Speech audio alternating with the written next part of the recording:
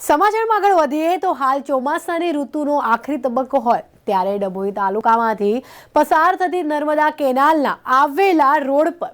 પડેલા ખાડા નર્મદા નિગમના અધિકારીઓ દ્વારા ખાડા પૂરી રોડ રિપેરિંગ કરવામાં આવે એવી ગામજનોની માંગ ઊભી થઈ છે।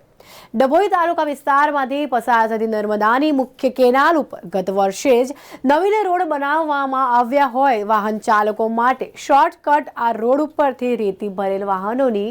અવરજવરને લઈને કારણે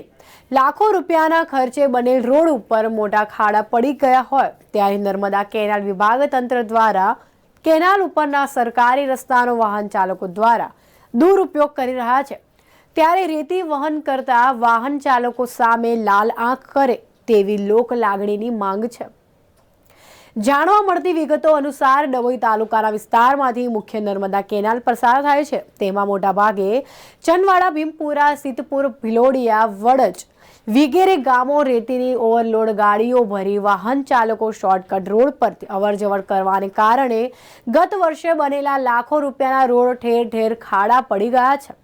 અને બિસ્માર હાલતમાં નજરે પડે છે। ત્યારે નર્મદા નિગમના અધિકારીઓ જ્યારે રોડથી પસાર થતી નર્મદા કેનાલ ઉપર સરકારી રસ્તાનો દુરુપયોગ થતો હોય તેવા રેતી વહન કરતા વાહન ચાલકો સામે લાલ આંખ ક્યારે કરશે